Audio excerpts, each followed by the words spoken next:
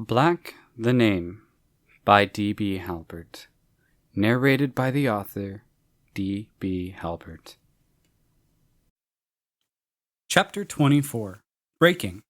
From her eye on the mast of the ship, Elizabeth's attention shifts from the position to the fog bank that forms and swallows the vessel in a matter of moments. The crew continues their tasks in uneasy worry of the fog that limits their vision, and pressing the test tube down into the seam of the open alchemy book, Elizabeth jumps from the chair and out of her room. Boop following close behind. It is less than a second for Elizabeth to burst onto the main deck of the ship to the sound of Esmeralda's voice calling commands to her crew to keep them active in the sudden veil. Storming up to the wheel, Elizabeth gathers the attention of Captain Esmeralda, asking, "Esmeralda, what is going on? Where did this fog come from?" Glancing to Elizabeth, Esmeralda responds, "I don't know." And seeing Elizabeth's clothes stretching, Esmeralda blushes, returning her gaze to her crew with a bellow.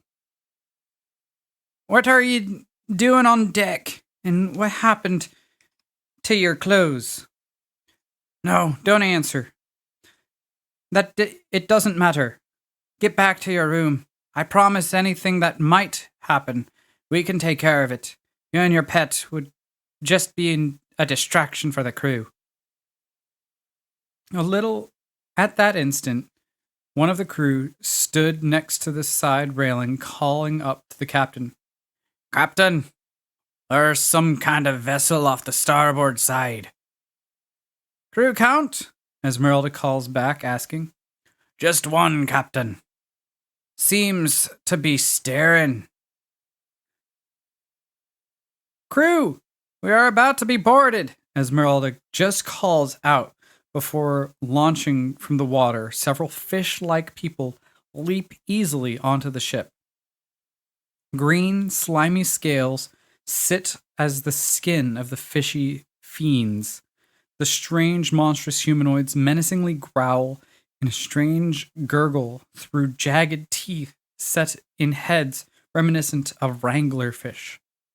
Gnarled tridents strewn with rust and barnacles, ready in the rigid raider's clawed hands. Instinctively, Boop spins to one of the two that land near the wheel of the ship, and he releases two eye rays into the humanoid's chest, throwing it over the railing, followed by a splash. Pearl's voice rings from the deck, breaking the near silence that follows Boop's instinctual self-defense. "Well, what are you waiting for? Kill these brigands or be killed!" While simultaneously drawing her rapier from its scabbard.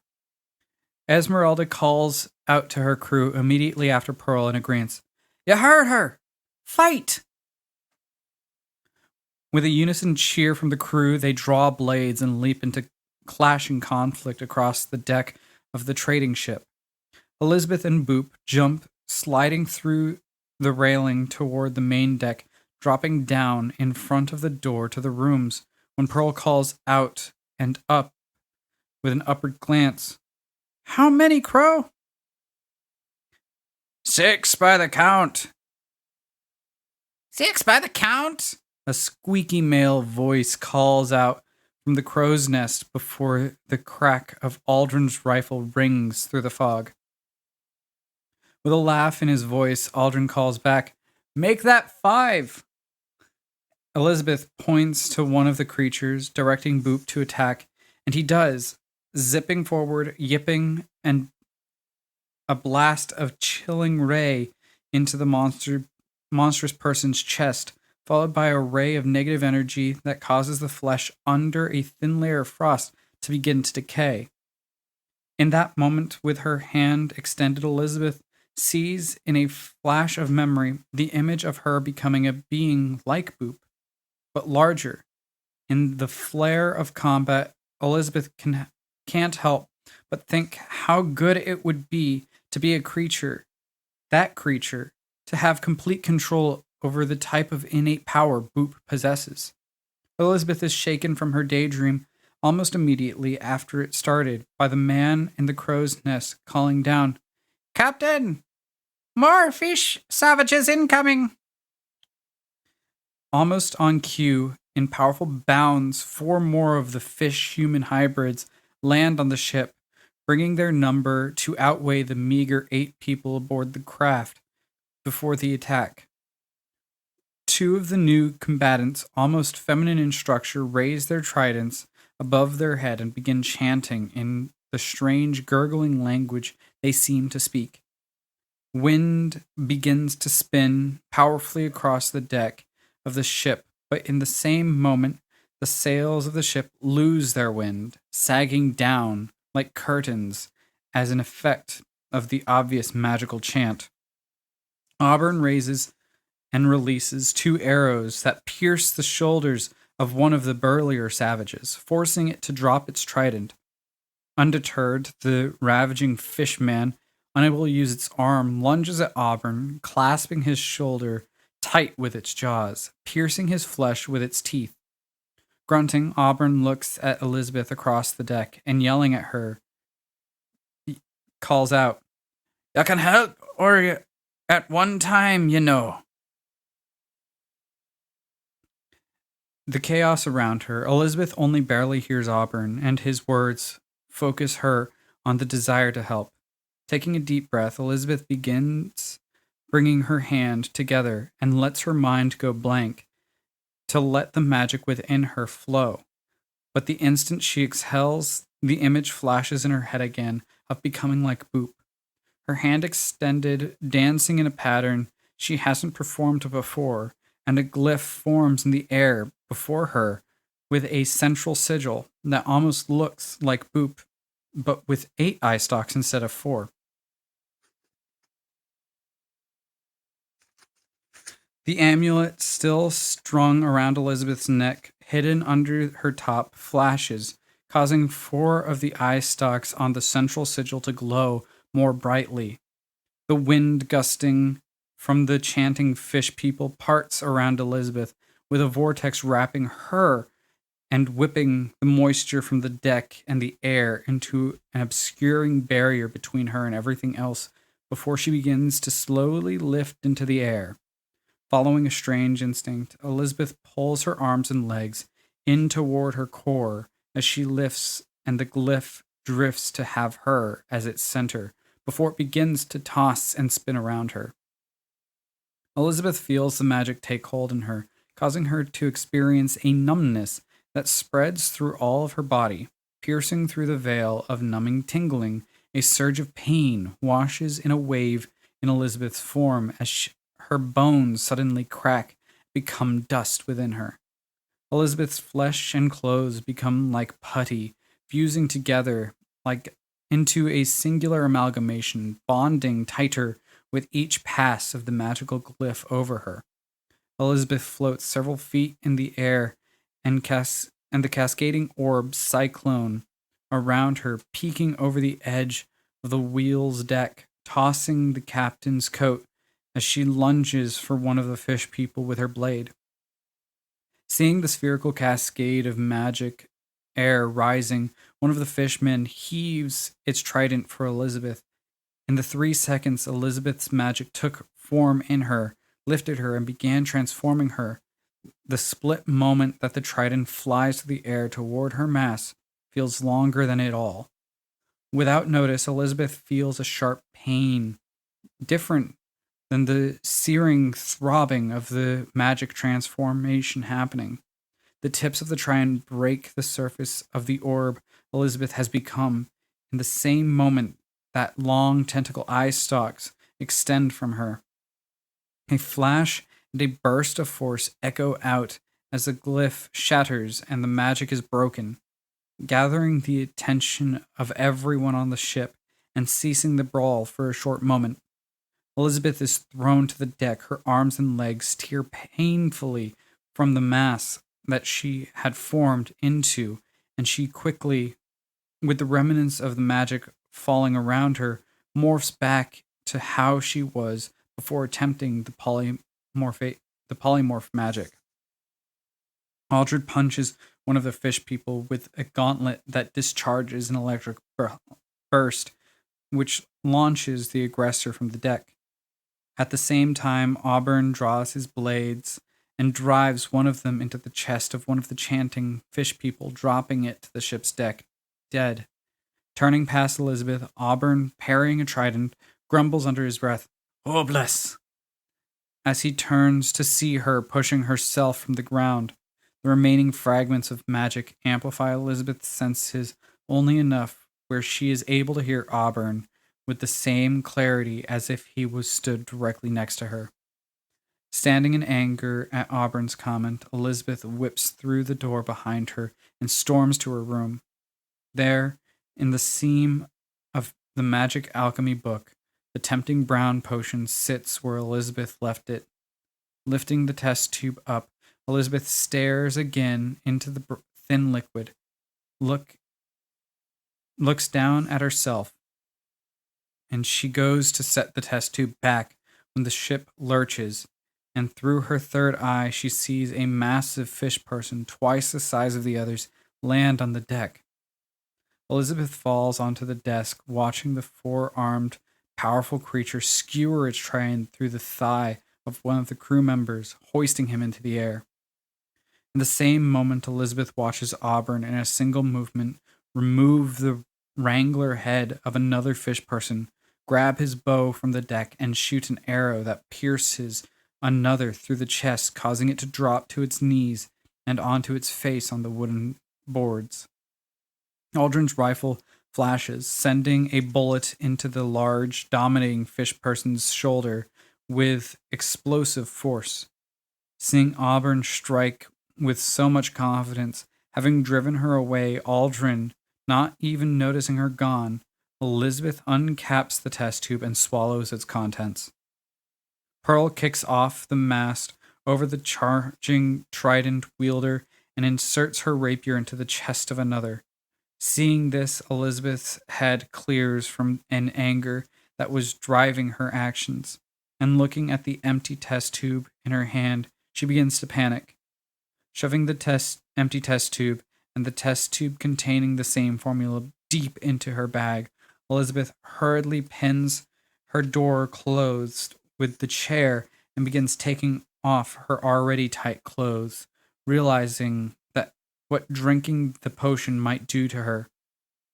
Seemingly on cue, Elizabeth's stomach gurgles and begins to bubble as it had the night before, without the hours of delay. Sitting on the hammock, Elizabeth looks over the desk, with her third eye watching Pearl, Aldrin, and Auburn, with the crew turning the tide of the conflict. Telepathically directing Boop on which fish person to attack, Elizabeth lays back on her head, becoming lightheaded, and the pushing of the fluid and feeling of the familiar pleasure spreading through her. Everything becomes a blur for her, and she passes from consciousness a few moments after the feeling of being flushed with pleasure begins to amplify. Elizabeth wakes to a loud banging on her door, followed by Aldrin's voice calling through Elizabeth's haze. "Elizabeth, are you all right? We drove off the attackers. Only one of the crew was injured. You're not hurt, are you? Elizabeth?" Vision blurry, head pounding, body still throbbing with increased sensitivity, Elizabeth tries to sit up, but finds that she is unable. As she moves her head, hair feels snagged on something, holding her in place. Unable to move or make herself decent to answer the door, Elizabeth calls out, "I'm fine. Just leave me alone." Aldrin stands on the other side of the door, stunned at Elizabeth's response to him, and turning from it, he just walks away.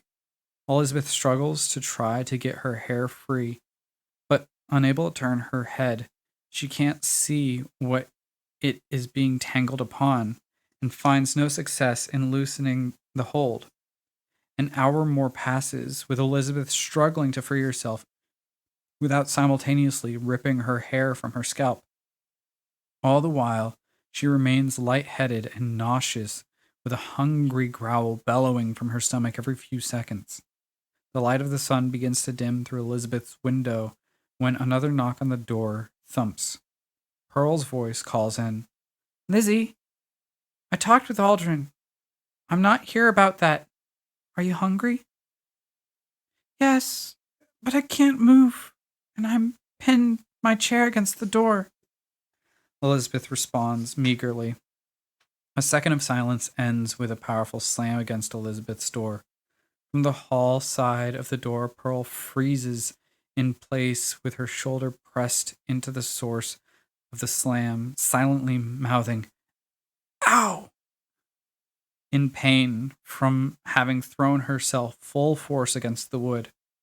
Looking at the bowl of stew, Pearl takes a deep breath and steps from the door. Another slam cracks into the door after a moment, and another. A fourth slam comes and the door finally budges in slightly, allowing Pearl to glimpse into the room. Through the crack of the door frame, Pearl sees filling the room, the floor, and the walls, vein-like clusters of sky blue hair that hold in spiraling knots around everything within reach. Seeing Elizabeth on the hammock and her head held down by her hair without slack, stretching into grasping hair vines that Pearl sees on the floor, she asks, "What happened?" Not thinking about her actions, Pearl pushes the door and to expand the opening, not seeing the locks of hair that hold tight to the door and chair that are pushed slightly away from Pearl's pushing. Elizabeth instantly calls out as her hair is pulled. Ow, ow, ow, ow, ow. Pearl stops, letting the door return to having only a slim gap for her to look through. She asks, "What?" "You're pulling my hair when you try to open the door." "I'm sorry, but I need to get in to help free you." Gritting her teeth, Elizabeth agrees with Pearl. "All right, I understand. Just do it fast," before clenching her fists in preparation for incoming pain. "I'm only going to push enough so that I can squeeze in, all right?" Pearl asks, pushing the door softly. Not wanting to cause unnecessary pain to her friend, Pearl presses her leg against the door, and using her foot, she wedges the door only wide enough for her to squeeze into the small room. Pearl is powerless when she sees Elizabeth, whose body is even more enhanced in its femininity than it had been in the morning, restrained by the hammock and to the hammock by her own hair, in a pose that she naturally shifted into from the sensation of pleasure brought on by the transformation. Pearl stands, blushing and biting her lower lip, when unexpectedly and unwanted lewd thoughts flash in her mind. Setting herself, Pearl drops to Elizabeth's side, demanding, "All right, tell me what happened." Turning her eyes without shifting her head, Elizabeth shifts her body in place, asking, "Think you might free me first?" Pearl laughs. "Sure," pulling out a short blade. "No," Elizabeth exclaims, blushing very slightly and looking bashfully away from her eyes, with her eyes continuing, "I kind of want to keep it long, as part of our research for Alfredo." Rolling her eyes, Pearl puts her dagger away and begins pulling tangled hair clumps from Elizabeth's appendages and the rest of the room's contents. After a very lengthy process, Elizabeth is freed and draped in her newest nightgown from the tailor of Alfamar, which is now, while not quite as significantly as the one she was given by Val, small on her voluptuous, curvy, but exceptionally thin frame. Standing with Pearl, the two recognized silently, Elizabeth now standing eye to eye, or at least within very close margin of being so. Elizabeth's hair drapes down with more than a foot of length, laying on the floor while she is standing. Another loud growl from Elizabeth's stomach breaks the silence, of the two women silently staring at each other, reminding Pearl the bowl of stew sat outside the door. Opening the door to get the stew, Pearl instead finds Boop rolled up against the wall, sleeping with an empty bowl sat next to him. Lifting the bowl and sleepy-eyed beast, Pearl returns into the room and handing Elizabeth Boop says, "I'm going to go get you some more food. When I get back, I'm going to make that hair of yours more manageable than dragging it on the floor." Pearl leaves on a mission, and Elizabeth sits in the chair to think to herself while Boop lays snoring in her lap. Unable to settle the subtle and constant tingling of remaining sensitivity and sensations from the potion-induced development of her body, Elizabeth contemplates the possibility of the feeling being a permanent side effect. But feeling the razor-sharp points of the edges of her teeth, her mind wanders to curiosity of what part of the potion has caused that change. Pearl returns victorious with 2 bowls of stew in hand and draped over her arm a bundle of rose-pink fabric. Elizabeth immediately grabs one of the bowls of stew, and in a manner like she hadn't eaten in days, she scarfs the bowl clean in seconds.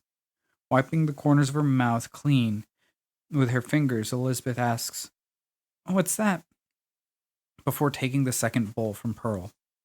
With a proud smile, Pearl holds aloft a plain, creaseless dress from the shoulders, boasting, "I know we just got you that outfit, but you clearly already have outgrown it in ways that are fantastic, but I thought you might need something to cover up with, so I found this under deck for you.